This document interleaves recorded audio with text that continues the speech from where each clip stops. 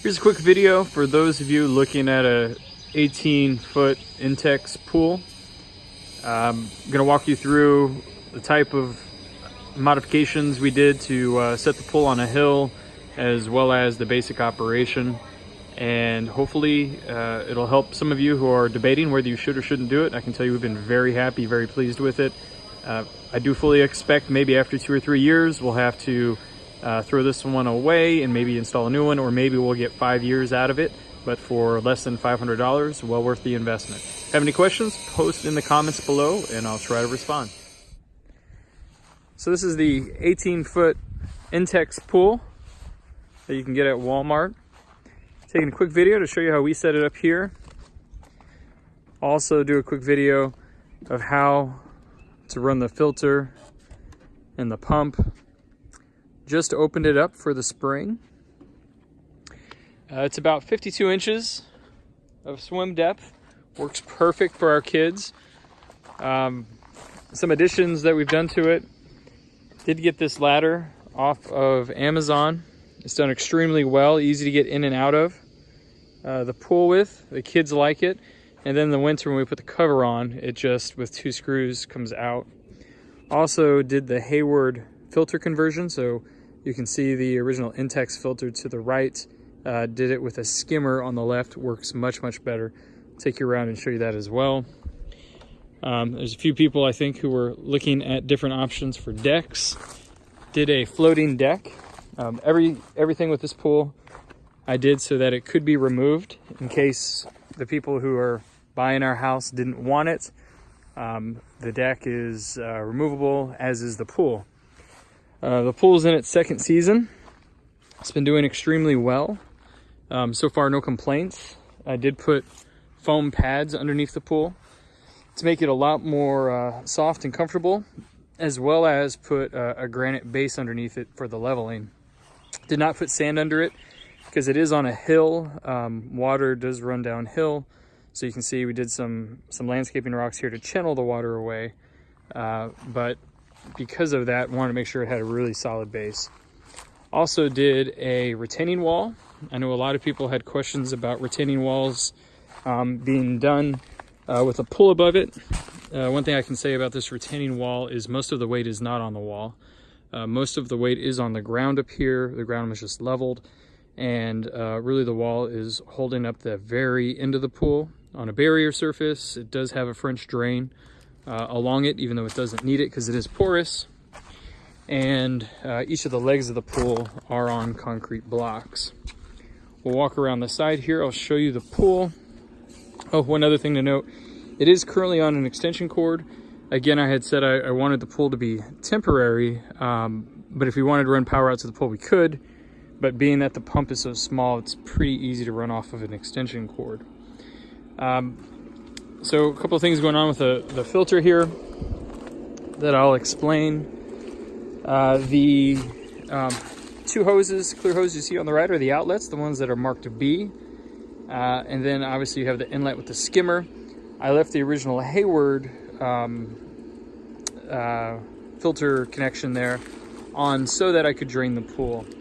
When it rains, the pool does tend to overfill, and what happens when the pool overfills is the skimmer won't actually start to funnel and cycle.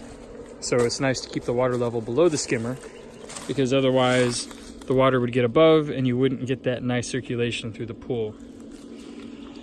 I did change over the the original pump with this INTEX pump and filter. It works great. I can probably get about 10 washes out of each filter before I have to change the filter.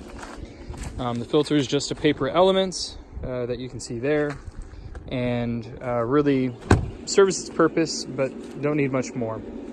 So operation of the pool real quick. First, to clean the filter, just turn the filter off. The pump off. The pump does have a timer, so you can set it for 2, 4, 6, 8, 10, 12 hour intervals. At this time of the year in the spring, I usually let it run constant to just clean the water. Also, the filter has a little bit of weight to it. The skimmer has a little bit of weight to it. So I did just put a piece of wood and a block under it so that it holds it straight. I don't want to strain the side of the vinyl in the pool, so that's why I did that.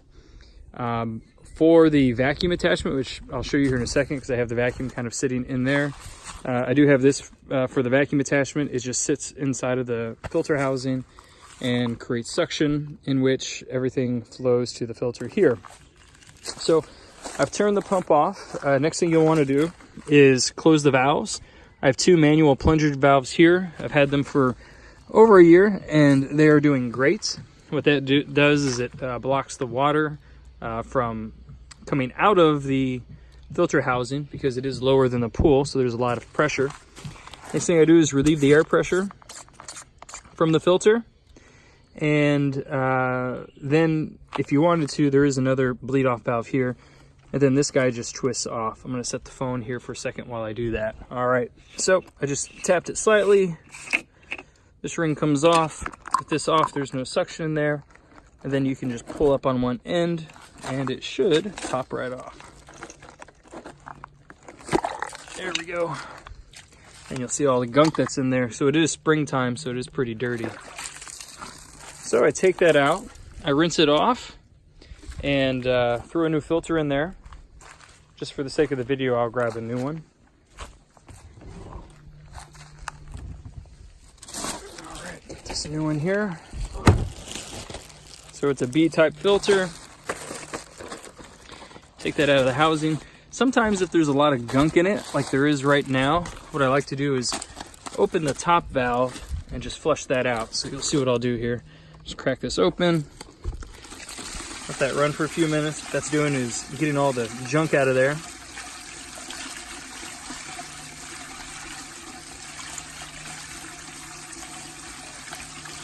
Once it starts to look clear, actually it still looks a little dirty. Let it run just for another minute. Crack this one open.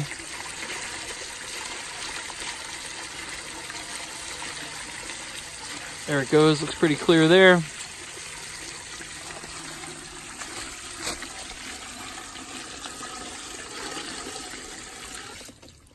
All right, turn that off. Grab the new filter. Slides in just like this. Grab the filter housing. I'm doing this with one hand, so bear with me.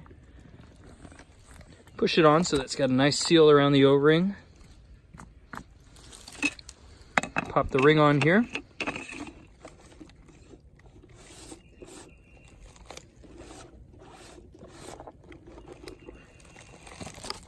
All right, now that I got the top back on there, what I do next is just tighten the top a little bit, just a little bit, finger tight. Open the plungers back up, and you hear the air escaping out of there. So I leave that open until I hear no more air. So now the filter's full. Just make sure that the motor doesn't have any issues. I'll crack that open, bleed it, tighten it back up, turn the filter on with the pump, and it should be a nice smooth sound. And you'll see we have flow again.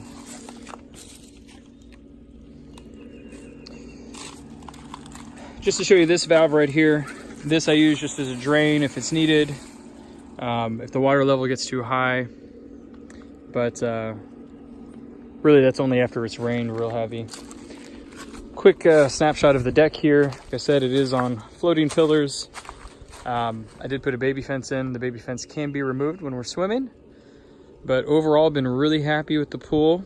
The liner's done incredibly well. You can see a little bit of the foam that I did put under the liner there. You see how crystal clear the water is. It's got a little bit of debris because we are right along the edge of the woods. But for $300-400 for the pool, really can't complain. Have any questions? Leave me a comment and I'll try to answer them.